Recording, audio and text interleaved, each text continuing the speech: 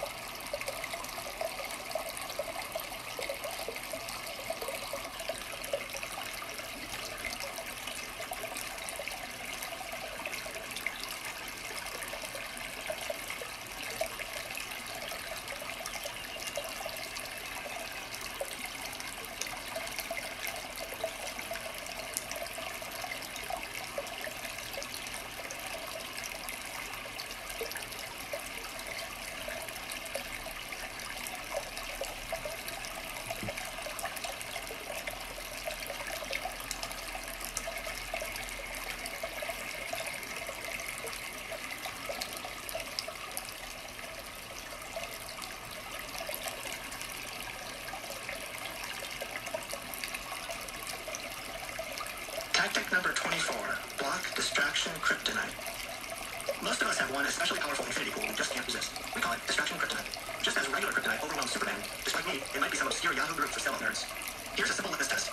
If after spending a few minutes, or more likely a few minutes, that serious you want to get how serious your addiction is, for instance, no longer kryptonite compelled data outcomes with complete detailed life business text. I'm not exactly incommunicado, says Harriet, but I'm not going back to the infinity pool anytime soon. Harriet's experience with Facebook is certainly an extreme example, but we've heard countless similar stories. When you step away from your distraction kryptonite, there can be a real feeling of catharsis, joy, relief, and freedom. We fear being out of the loop, but once we're out there, we realize it's actually kind of nice. Tactic number 25, ignore the news. I can gather all the news I need on the weather report. Paul Simon, the only living boy in New York. The whole concept of breaking news runs on a very potent myth. You need to know what's going on around the world, and you need to know now. Smart people follow the news. Responsible people follow the news. Grown-ups follow the news. Okay? We've got some breaking news of our own. You don't need to follow the daily news. True breaking news will find you, and the rest isn't urgent or just doesn't matter. To see what we mean, check out today's newspaper, or go to your favorite news website. Look at the top headlines and think critically about each one. Will that headline change any decisions you make today? How many of those headlines will become obsolete by tomorrow, next week, or next month? How many of those headlines are designed to provoke anxiety? If it bleeds, it leads is a newsroom cliche, but it's true. Most news is bad news, and none of us can shrug off the non-stop bombardment of stories about conflict, corruption, crime, and human suffering without it taking a toll on our mood and our ability to focus. Even once-a-day news is a persistent, anxiety-provoking, outrage-inciting distraction. We're not saying you have to cut yourself off completely. Instead, we suggest reading the news weekly. Anything less frequent is likely to make you feel like you're at sea, unmoored from human civilization. Anything more frequent, and you'll feel fogged in, able to focus only on what's in front of you. That fog can easily obscure the important activities and people you want to prioritize. I've been using the once-a-week news strategy since 2015. I prefer The Economist, a weekly magazine that summarizes the major events in 60 to 80 information-packed pages, which you might consider another weekly, such as Time, or you could subscribe to the Sunday paper. You might even schedule a time every week to sit down and browse your favorite news websites. Whichever you choose, the important thing is to disconnect from the 24/7 breaking news cycle. It can be a tough distraction to shake, but it's also a big opportunity to make time and preserve emotional energy for what really matters in your daily life. I used to feel guilty if I wasn't reading the news every day. After a lot of consideration, I realized that there are three categories of things I want to know about. First, I want to be aware of major trends in economics, politics, business, and science. Second, and maybe selfishly, I care about topics that will affect me directly, such as a change in healthcare policy. Third, I want to know about opportunities to support others, for example, after a natural disaster. Then I realized I don't need the daily news for any of this. Between reading The Economist, listening to a weekly news podcast with my wife, and hearing the everyday talk of the town, I'm more than up to speed. Then, when I need to take action, I can always research more. Tactic number 26, put your toys away. Your real life begins after putting your house in order. Marie Kondo. Picture this. You're ready to work on your highlight. Maybe it's a short story you've wanted to write or a proposal you need to get done for work. So you grab your laptop, flip open the screen, type in your password, and look at me, look at me, look at me. Every browser tab screams at you. Your email automatically refreshes to show a dozen new messages. Facebook, Twitter, CNN, headline flash, notifications pop up all over the place. You can't start on your highlight just yet. You've got to tend to those tabs first and see what's new. Now picture this. You grab your laptop, flip open the screen, and then you see a beautiful photograph on your desktop and nothing else. No messages, no browser tabs. You signed out of email and chat at the end of the day yesterday, confident that if something urgent came up overnight, someone would call or text you. The silence is blissful. You're ready to rock. Reacting to what's in front of you is always easier than doing what you intend. And when they're staring you right in the face, tasks such as checking email, responding to a chat, and reading the news feel urgent and important. But they rarely are. If you want to get into laser mode faster, we recommend putting your toys away. That means signing out of apps like Twitter and Facebook, closing extra tabs, and turning off email and chat at the end of each day. Like a well-behaved kid, clean up after yourself when you're done. Take it a step further and hide the bookmarks bar in your browser. We know you've got a couple of infinity pools in there. And configure your browser settings so that your homepage is something unobtrusive, like a clock, rather than something noisy, like the collection of sites you visit frequently. Think of the 2 minutes it takes to straighten up after yourself as a small investment in your future ability to be proactive, not reactive, with your time. Tactic number 27, fly without Wi-Fi. Because you're literally buckled into a chair, I've always found planes a terrific spot to do a lot of writing, reading, and drawing, and thinking. Austin Kleon. One of our favorite things about airplanes, apart from the sheer wonder of flying through the air, is the enforced focus. During flight, there's nowhere to go and nothing to do.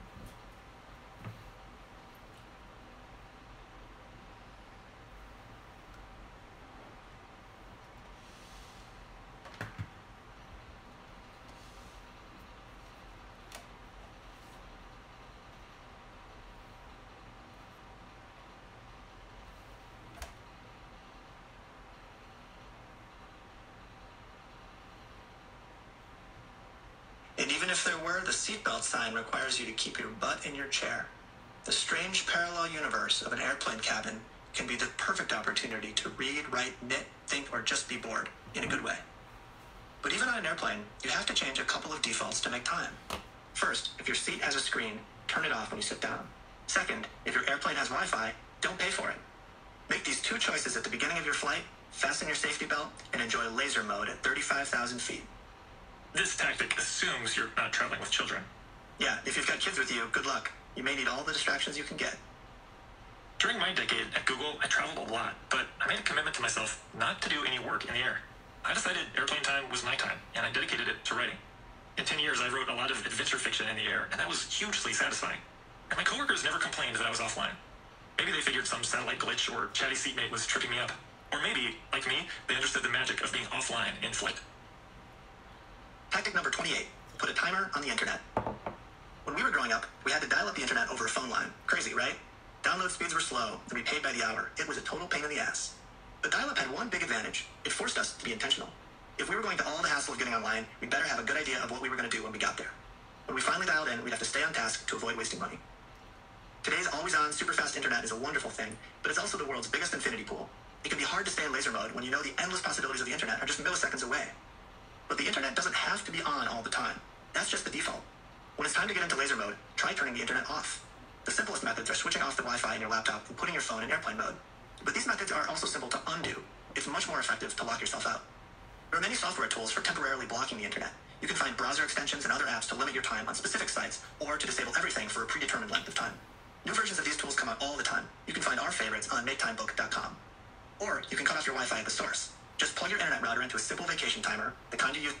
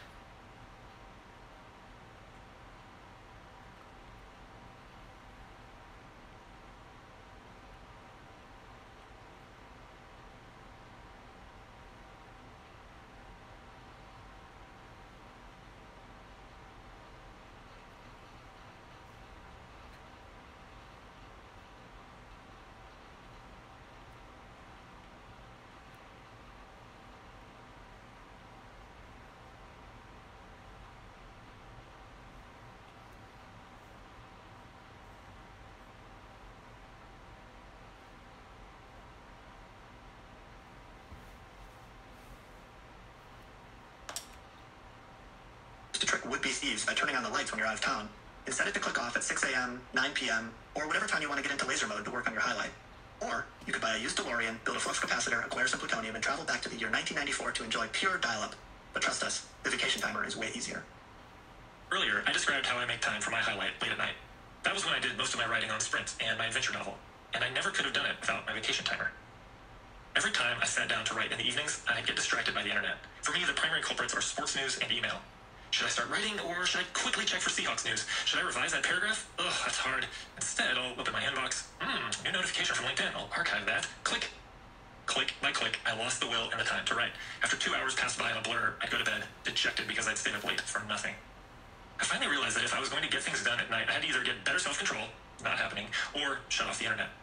With that in mind, I bought a $10 vacation timer, set it to turn off at 9:30 p.m., and plugged my internet router into it.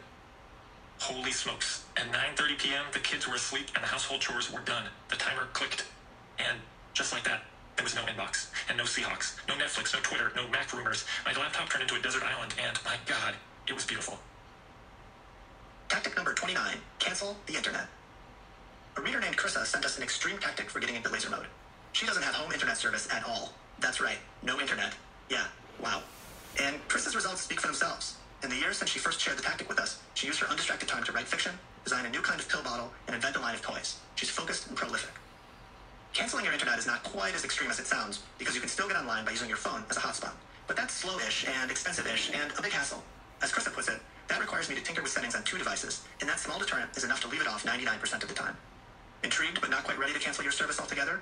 To try this tactic without complete commitment, ask a brave friend to change your Wi-Fi password and keep it secret from you for 24 hours. Tactic number 30, watch out for time craters. When I was a kid, my family took a road trip to a place called Meteor Crater, Arizona. Meteor Crater is not just a cool name. It's a real meteor crater in the middle of the desert. Tens of thousands of years ago, a 150-foot wide chunk of rock smashed into the Earth's surface, blasting a crater about a mile in diameter. A young Jake stood on the blistered rock and imagined the awesome force of impact. The crater is 35 times the size of the meteor. It's crazy to think about such a small object making such a big hole. Or maybe it's not so crazy. After all, the same thing happens in our daily lives. Small distractions create much larger holes in our day. We call these holes time craters, and they work like this. I post a tweet, 90 seconds. Over the next 2 hours, I return to Twitter 4 times to see how my tweet is doing. Each time, I skim the newsfeed. Twice, I read an article somebody shared. 26 minutes. My tweet gets a few retweets, which feels good, so I begin mentally composing my next tweet. 2 minutes here, 3 minutes there, and so on. I post another tweet, and the cycle begins all over again. A tiny tweet can easily smash a 30-minute clear in my day, and that's without switching costs. Each time I leave Twitter and return to my highlight, I have to reload all the context into my brain before I'm back in laser mode. In one of our favorite studies ever, Gloria Mark of the University of California, Irvine, found that it takes people 23 minutes and 15 seconds to get back on task after an interruption. Yeah, so that time crater might actually be 45 minutes, an hour, or even more. But it's not just infinity pools that create time craters. There's also recovery time. A quick 15-minute burrito lunch might cost an extra 3 hours of food coma. A late night watching TV might cost you an hour of sleeping in and a whole day of low energy. And there's anticipation. When you don't start your highlight because you've got a meeting coming up in 30 minutes, that's a time crater too. Where are the time craters in your life? That's up to you to figure out. You can't avoid them all, but you can definitely dodge some of them, and every time you do, you'll make time. Tactic number 31, trade fake wins for real wins. Sharing tweets, Facebook updates, and Instagram photos can create time craters, but they're dangerous for another reason. They're fake wins. Contributing to the conversation on the internet feels like an accomplishment, and our brains tell us, we've done some work. But 99 times out of 100, these contributions are insignificant. And they come at a cost. They take up time and energy you could be using on your highlight. Fake wins get in the way of focusing on what you really want to do. Like time traders, fake wins come in all shapes and sizes. Updating a spreadsheet is a fake win if it helps you procrastinate on the harder but more meaningful project you chose as your highlight. Cleaning the kitchen is a fake win if it burns up time you intended to spend with your kids. And email inboxes are a never-ending source of fake wins. Checking mail always feels like an accomplishment, even when there's nothing new. Good, says your brain, I'm on top of things.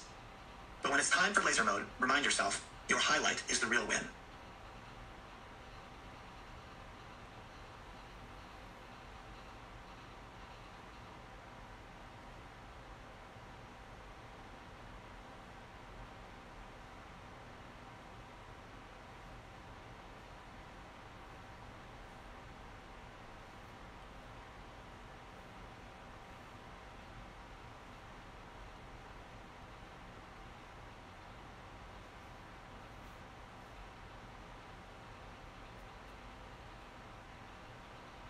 Tactic number 32, turn distractions into tools.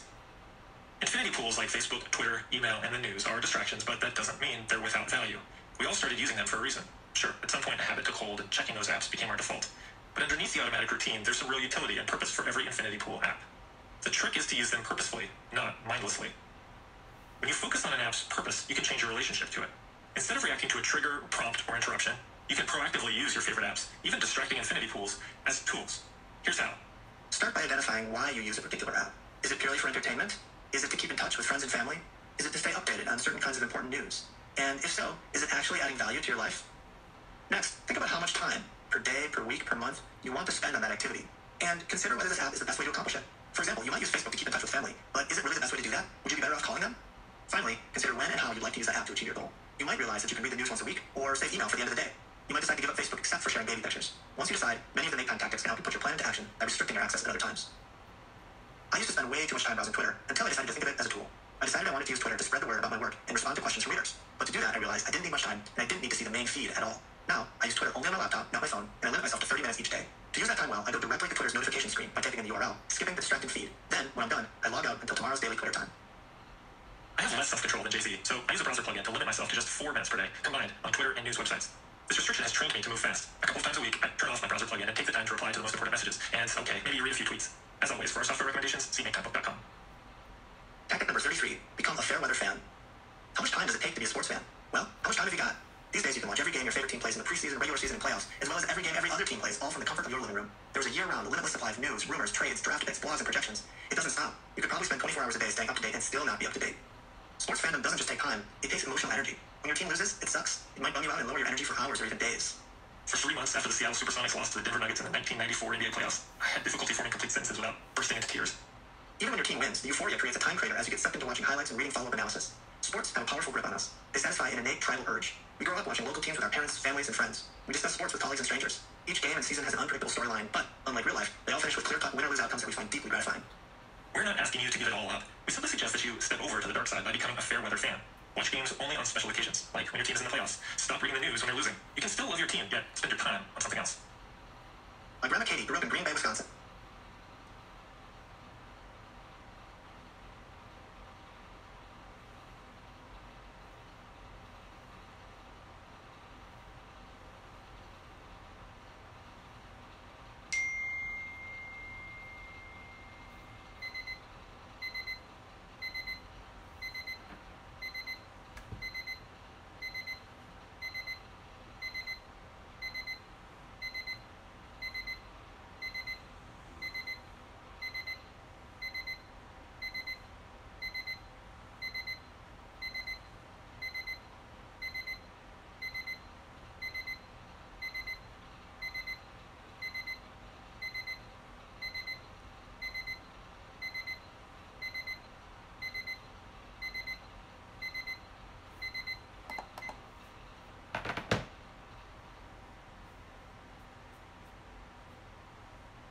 dad's high school football coach was a man named Earl Curly Lambeau. NFL fans will recognize his name. The Green Bay Packers play in a stadium called Lambeau Field, and Curly himself was one of the founders of the team. Long before football's made-for-TV era, my grandma was a Packers cheerleader on loan from the squad in Green Bay East High School, where she was a student. So you could say that Packers fandom's in my DNA, and that makes it especially hard to be a Fairweather fan. So I take a slightly different approach. I focus on the parts of being a Packers fan that are really, really fun. For me, that means watching games with friends, preferably while eating bratwurst and drinking beer, and once every couple of years attending a freezing cold home game at Lambeau Field. I can spend more time following the Packers. I could read team news, analyze the key players, and keep tabs on them during the offseason. And I might enjoy football season a little bit more, but it would take a lot more time. Instead, I focus on the highlights, the parts that bring me real joy, and use the rest of my time for other things that matter. Slow your inbox. 34. Deal with email at the end of the day. 35. Schedule email time. 30.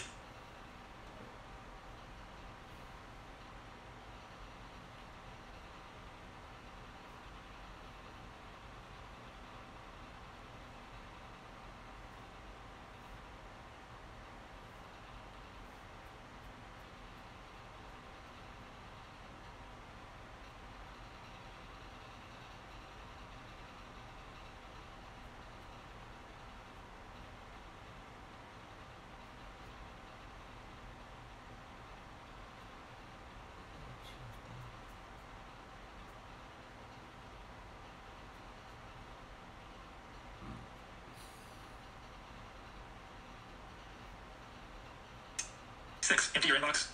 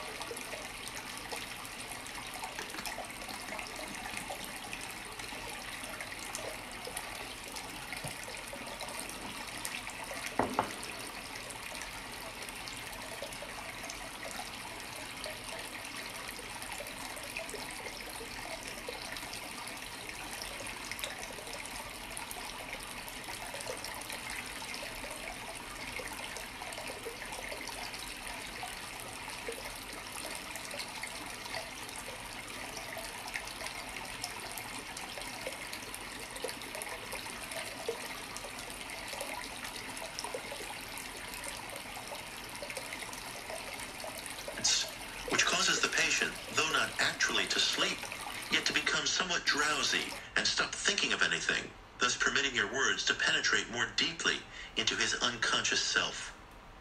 To these general suggestions, which may seem rather lengthy and even childish to some, but still are necessary, add others that apply to the particular case of the patient you have under your care. When you have finished your series of suggestions, you say to the patient, "In short, I mean that from every point of view, physical and mental, you are going to enjoy excellent health, better health than you have been able to enjoy hitherto. I am now going to count 3, and when I say 3, you will open your eyes and come out of the passive state in which you are now. You will come out of it very quietly, without feeling in the least drowsy or tired. On the contrary, you will feel strong, vigorous, alert, active, full of life. Moreover, you will be cheerful, fit, and well in every respect. 1, 2, 3. At the word 3, the patient opens his eyes, always with a smile and an expression of well-being and contentment on his face. Sometimes, although rarely, the patient is cured instantly. At other times, and more generally, the patient feels relieved. His pain or ailment disappears partially or totally, but for a time only. In most cases, it is necessary to repeat the suggestions more or less frequently, but at longer and longer intervals, according to the progress made by your patient, until they become unnecessary, that is, when the cure is complete. Before dismissing your patient, impress upon him that he carries within himself the instrument of self-cure, that you are, so to speak,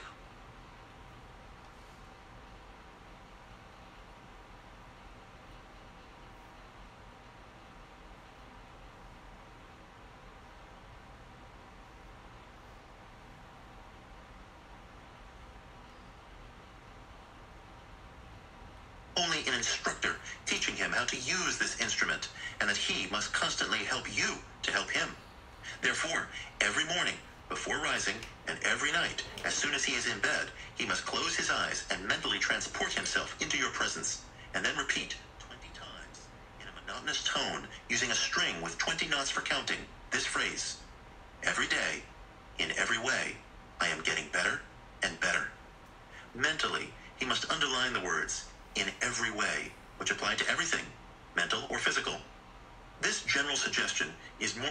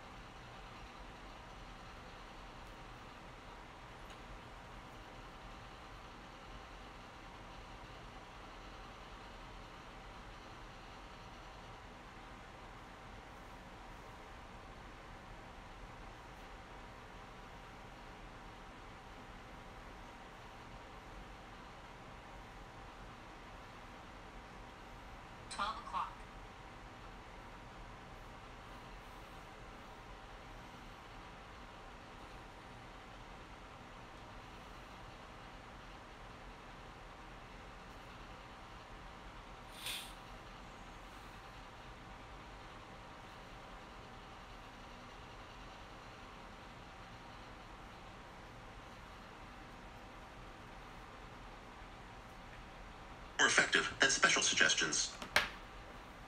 The superiority of this method. This method has given absolutely marvelous results, and it is easy to understand the reason why. Indeed, if you follow closely my advice, it becomes impossible for you to fail, excepting, of course, with the two classes of people before mentioned, who fortunately represent barely 3% of the mass. On the other hand, if you try to put your patients to sleep right away, without explanations and preliminary experiments, which are necessary to get them to accept your suggestions, and so transform them into autosuggestions, the two classes of people before mentioned, who fortunately represent barely 3% of the mass. On the other hand, if you try to put your patients to sleep right away, without explanations and preliminary experiments, which are necessary to get them to accept your suggestions, and so transform them into autosuggestions, you cannot and will not succeed, excepting perhaps in cases of extraordinarily sensitive people, and there are not many such. Everyone may become responsive by training, but very few are so, without that preliminary instruction which I have recommended, and which can be given in a few minutes.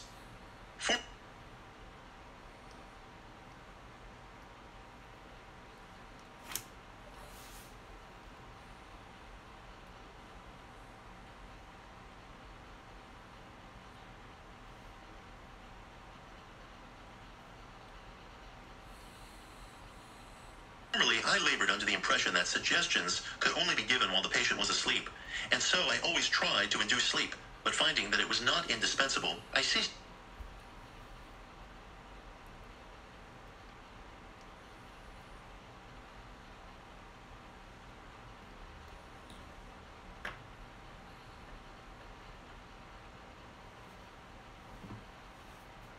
doing it to spare patients that feeling of fear and uneasiness, which they usually have when being told that he or she is going to be put to sleep. That fear often induces involuntary resistance against sleep. If, on the contrary, you tell a patient that you are not going to put him to sleep, you immediately gain his confidence, and he listens with a receptive mind free from disturbance or opposition. It often happens that, soothed by the monotonous sound of your voice, the patient falls soundly asleep and wakes up, astonished at having been asleep. If there are skeptics amongst you, and there are sure to be some, I say to you simply this: come to my house, see what is being done there, and be convinced by the facts. Do not think, however, that it is absolutely necessary to proceed exactly and only in the way I have indicated in order to make suggestions and to bring about autosuggestions. It is possible to make suggestions to some people without their knowing it and without any preparation at all. For instance, if a physician, who by his title alone has already a suggestive influence on his patient, were to tell him that he can do nothing for him, that his illness is incurable, he would induce in the mind of the patient an autosuggestion, which might have the most disastrous consequences. If, on the other hand, the physician tells the patient that, although his illness is a serious one, with time, care, and patience, he will certainly be cured, he often obtains results that are surprising. The influence of the mind upon the body exists undeniably, and is infinitely greater than is commonly supposed. It is immense, unmeasurable. It often causes contractions or paralyses, which may be only temporary, but which may also last through life, unless something extraordinary occurs to change the mental and therefore the physical state of the patient. Make up your mind that you are going to obtain certain results, and you will find the way.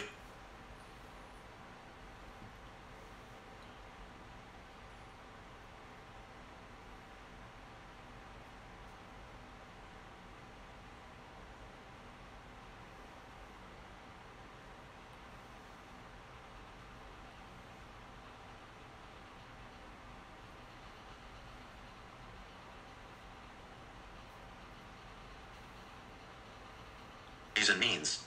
That is the apparently strange part of it. If you consider it your duty to take folks to the clinics, you will find words to induce them to go and even cause them to desire to go. It is easy to understand the part played by the one who gives the suggestions. It is not a master who commands. He is a friend, a guide, who helps the patient step by step along the path of recovery. As all the suggestions are given in the interest of the patient, the unconscious of the latter is perfectly content to assimilate them and transform them into autosuggestions. Another example. Suppose a physician, after examining his patient, were to write out a prescription and hand it over without a word of comment. The prescribed remedies will not have much effect. But if he explains to his patient that such and such medicines must be taken in such and such conditions, and that they will produce certain results, it is practically certain that the expected results will be brought about. If there are medical men or brother chemists in my audience, I trust they will not look upon me as their enemy. I am, on the contrary, their best friend. On one hand, I would like to inscribe on the curricula of medical schools the study of theoretical and practical suggestion for the benefit of the sick and of the physicians themselves. Also, it is my opinion that when a patient visits his physician, the latter should always prescribe one or more remedies, even if it is not necessary. It is a fact that when a patient goes to see his physician, it is to ask what remedy will cure him. He does not know that in most cases. It is the hygiene and regimen which do this, so he attaches little importance to them. What he wants is medicine. In my opinion, if the physician prescribes a diet only without medicine, his patient will be satisfied. He will say that it was not worthwhile seeing his physician without having anything prescribed for him, and often goes to another. It seems to me that a physician should always prescribe medicine for his patient, and as much as possible, medicines made up by himself, rather than the advertised remedies, which owe their value to advertisements only. His prescription will inspire infinitely more confidence than the pills or powders of so-and-so, which anyone can obtain in the nearest drugstore without the need of a prescription. What Autosuggestion has done. Observations of some remarkable cures by Emile Coue. This little monograph would be incomplete if it did not include a few typical examples of the actual cures affected. The whole list would be too long, and it might prove tiresome if I were to mention all the cases which I have treated. I will therefore content myself with citing a few of the more remarkable ones. In order to show that these cures are permanent, I have purposely chosen some cases of older dates, as well as a few of the more recent ones. Tuberculosis. Mrs. D. of Troyes, about 30 years of age, in the last stages of consumption, grew thinner and thinner daily in spite of special feeding. There was coughing, spitting, oppression, and difficulty in breathing. Indeed, from all appearances, she had only a few months more to live. Preliminary experiments show great sensitiveness, and suggestion is followed by immediate improvement. From the very next day, the morbid symptoms began to be less pronounced. The improvement became more marked daily, and the weight of the patient increased rapidly, although she no longer took specially nourishing foods. After a few months, the cure was apparently complete. This lady wrote me on the 1st of January, 1911, that was 8 months after I had left Troyes, a letter of thanks informing me that although pregnant, she was perfectly well. Mrs. X of Geneva, 13 years of age, has a sore on the temple, which several doctors considered to be of tubercular origin, and various treatments extending over a period of a year and a half had availed nothing. She was then taken to Mr. Baudouin, a disciple of Mr. Coue, residing at Geneva, and was treated by suggestion and told to return in a week. When she came back, the sore was healed. Congestion of the lungs. Mrs. Z of Nancy, in January 1919, contracted congestion of the lungs, from which she had not recovered after 2 months. There was general weakness, loss of appetite, indigestion, rare and difficult bowel action, insomnia, and copious night sweats. After the first treatment, the patient felt much better. 2 days later, she came to tell me that she was perfectly well. Every trace of illness had disappeared, and every organ functioned normally. 3 or 4 times, she had been on the verge of having night sweats again, but each time prevented it by conscious autosuggestions. From that time on, Mrs. Z has enjoyed perfect health. Asthma. Miss M.D. of Troyes suffered for 8 years from asthma, which compelled her to sit up in bed nearly all night, struggling for breath when her respiratory organs failed to function. Preliminary experiments showed her to be a very sensitive subject. Going to sleep immediately the suggestion is given. Results. From the very first day, there is great improvement. The patient passed a good night, interrupted by only a single attack of asthma, which lasted but a quarter of an hour. In a very short time, the asthma disappeared completely, and without recurrence thereafter. Bronchitis. Mr. Hazot, 48 years, of Bryn, taken ill the 15th of January 1915 with chronic bronchitis, growing worse daily. He came to me in October 1915.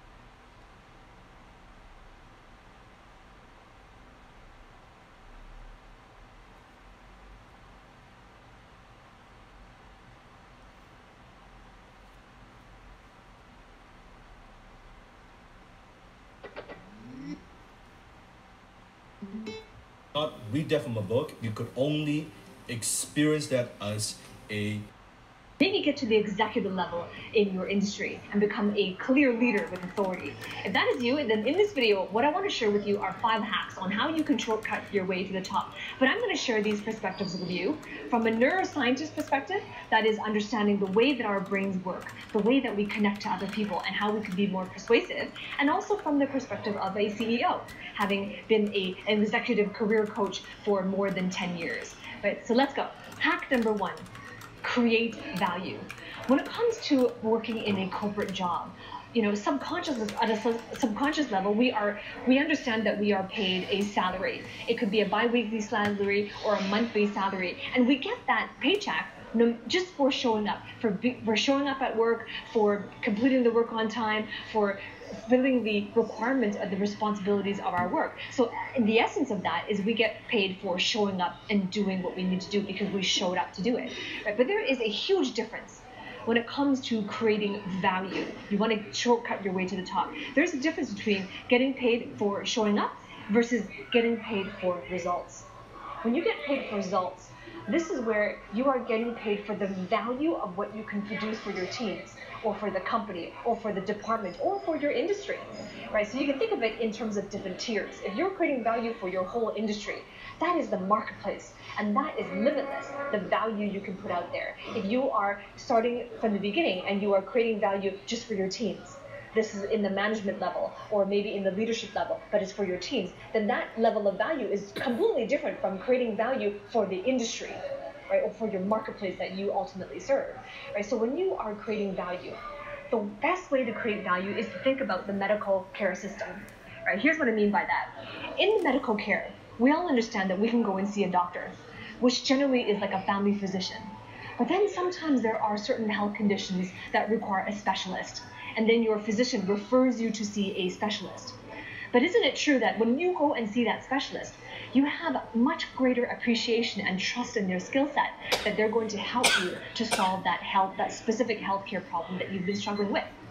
And that is because when you become a specialist, when that person is a specialist, there's extra skill sets that they've worked hard to gain. There is extra insight and wisdom to become a specialist. And the journey to becoming a specialist is different from a generalist. And so the same thing is true of your career. When you are creating value, the greater the value you create, the faster you rise to the top. And rising to the top comes with it more influence and impact, and also more income. Just like the specialist. Specialists get paid more than generalists. So how do you become a specialist in your career? It is about the skill sets that you gain from first of all, developing a knowledge base. Where are the gaps in your knowledge? And then developing the skills. Where are the skills that you are missing in order to produce the value and the results you can produce for the marketplace and for your teams? And one of the most important skill sets that you can learn is the skill of communication. And the reason why the skill of communication is paramount is because even though you create value, even though you know that you have the knowledge and you know that you have the experience, if you don't communicate that well, then it's still going to be difficult for others to perceive that you can produce those results. So which leads to the second hack. And the second hack is to communicate value. First one is create value. Now it is to communicate value, right? And this is where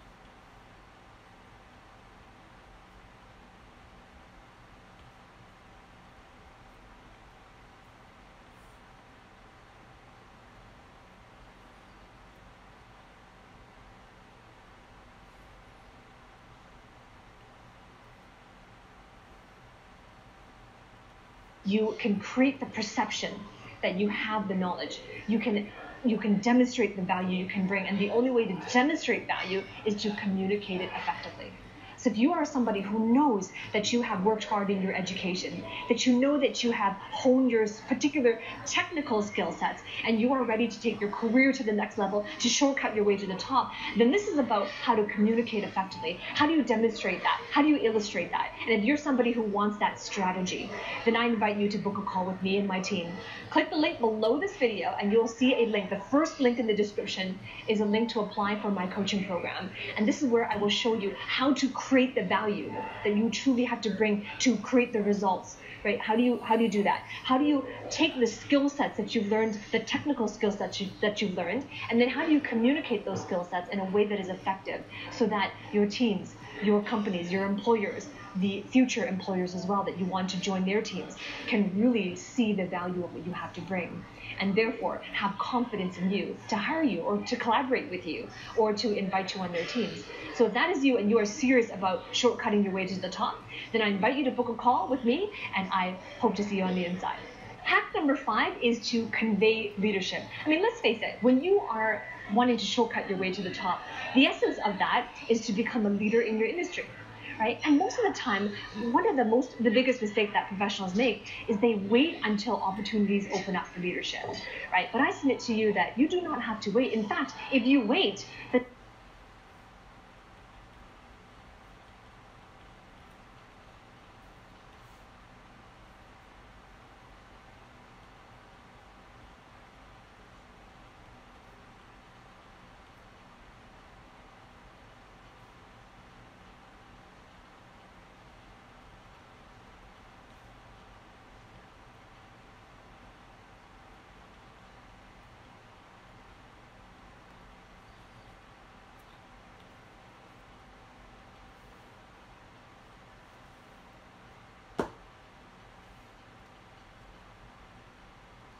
oftentimes opportunities will be given to those who are better communicators, right? So here's what you could do, and this is what most people don't realize.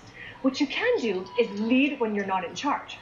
And this is about how do you convey leadership and lead when you're not in charge so that you're positioning yourself as a leader even before you have the official title. And the steps to do that is essentially to be like kind of like a detective and recon work.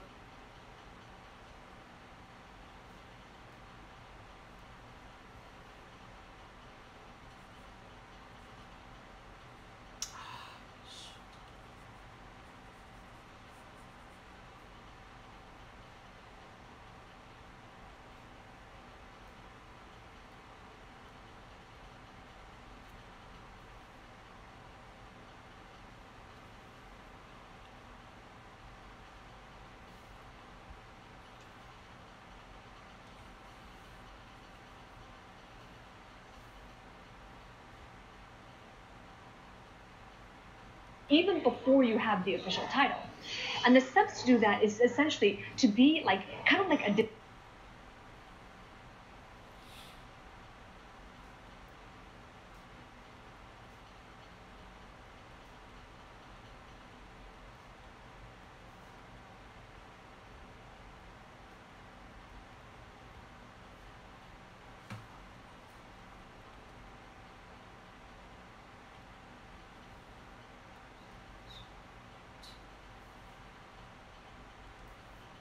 and recon work in your company or the team that you're working on. And look about how do you convey leadership and lead when you're not in charge so that you're positioning yourself as a leader even before you have the official title. And the steps to do that is essentially to be like kind of like a detective and recon work in your company or the team that you're working on. And look from a stand back perspective, where do you see a clear lack of leadership? And wherever you see that clear lack of leadership, that is exactly your opportunity to step.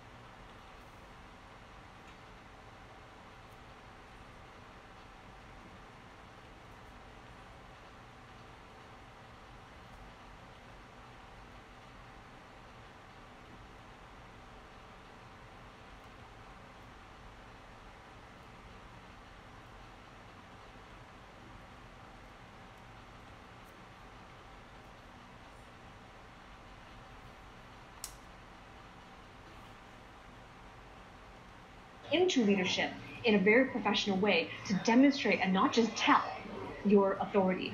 Right? And if you want to find out more, how do you convey your leadership? I have a specific YouTube video which I have created that walks you through the steps on how you lead when you're not in charge, and therefore how you convey leadership. So if you want to watch that video, just click on the link right up here.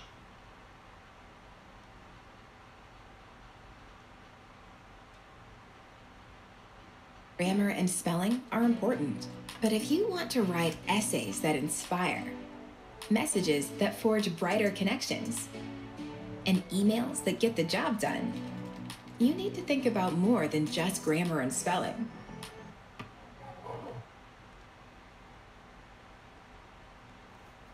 The corner of this screen, and that will take you to the video on leading when you're not in charge. So now you have created value, right? And then you are communicating your value, and then you are conveying leadership. That takes us to hack number 4. Hack number 4 is to clarify strategy. Clarify strategy. Your strategy is the game.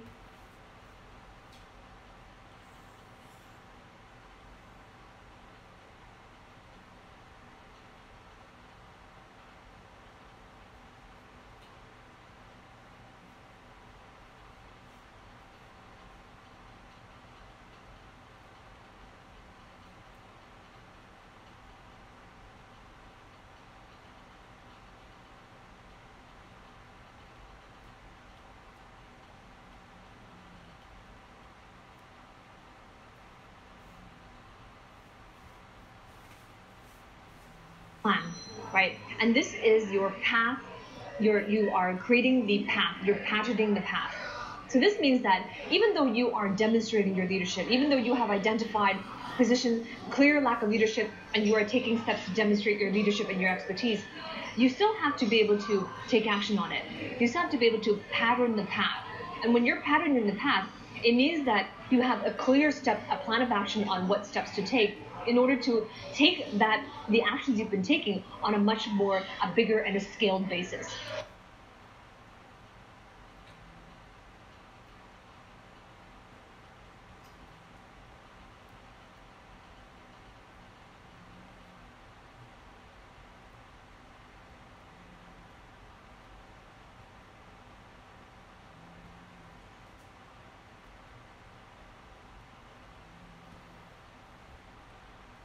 Right, because in terms of conveying leadership, which was hack number 3, you're taking action to demonstrate your leadership, but then you have to be able to create a plan of action for your teams and for the company to show that, well, what are they going to do moving forward? How do you systematize that? Who do we need to onboard? What is the game plan? And so when you are clarifying that strategy, essentially what you're doing is you are going to be positioning yourself to be patterned. Here's what I mean by that. When you are positioned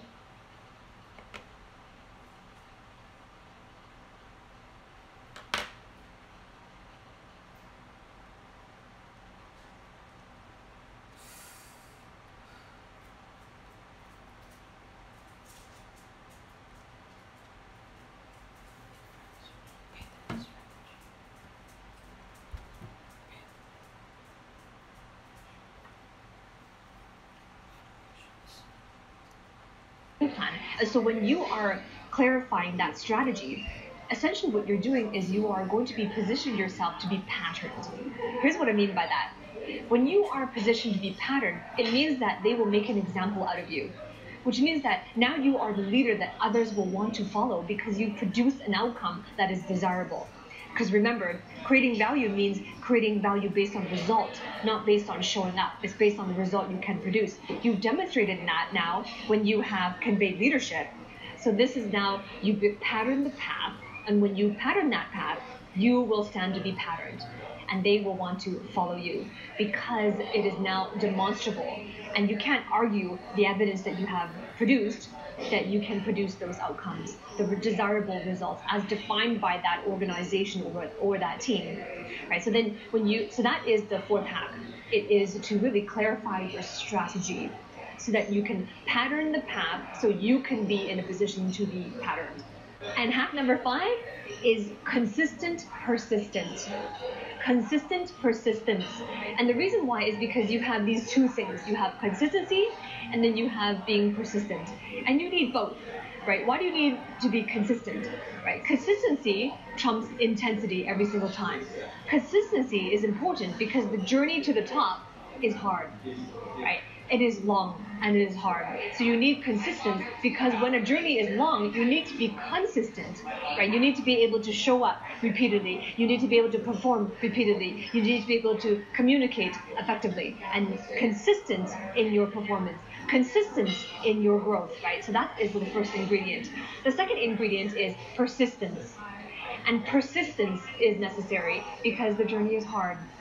Getting to the top, rising to the top in a shortcut and in a very speedy manner is not easy. It is not easy. But it is easier when you have the guidance to do so. It is easier when you have somebody showing you where the challenges are, right? But still, it requires persistence because the journey is still hard. And this is where persistence is required because you need to show up when you don't feel like it. There are some things, there are going to be aspects to getting to the top that you may not like or that you may not enjoy. And there's no requirement to like it. There's no requirement to enjoy it. There's only a requirement to do what's necessary. So this is where persistence happens because along the way, you may encounter failure. Along the way, you will experience anxiety. Along the way, you will feel overwhelmed. Along the way, you may have haters as well. So persistence is important to weather through the storms and the winters of the seasons that you will experience in that growth so that you can truly have what you desire or what you say that you desire, right? So I want to hear from you now. Comment below. Which of these 5 hacks resonates with you the most, where you feel that you really need to work on that the most to hone that skill set? I want to hear from you. And remember to ring that bell, click the like as well if what I said to you resonates with you, and subscribe so that you can receive notifications every time I release a new video.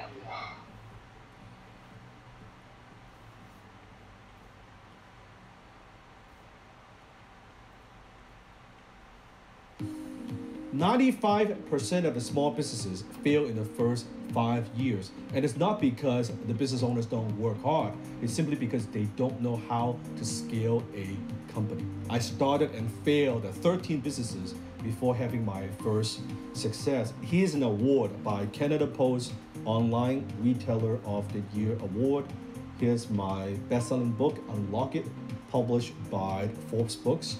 And then you have Executive of the Year, Company of the Year, Entrepreneur of the Year. Here's the Business Elites 40 Under 40 Award. And all these years, what I've learned when it comes to scaling a company, how to go from a team of 1 to a team of 10 to a team of 100 and beyond, and how do you build a business that's actually scalable. What I've learned is simple scales. Complexity doesn't scale. Having a simple offer, having a simple funnel, having a simple client acquisition strategy, having a simple client ascension strategy, that's what scales. Most entrepreneurs make it way too complicated, and simple is smart. In the upcoming Smart Challenge, I'm gonna take a group of serious entrepreneurs and share with them exactly what does it take to go from here to there. How do you keep it simple, but how do you actually make the business scalable? 5 days with me, Dan Lok, you and me live, and I'll be there to answer any questions that you have. I only do this a couple of times a year. So follow the link and join us for the upcoming Smart Challenge.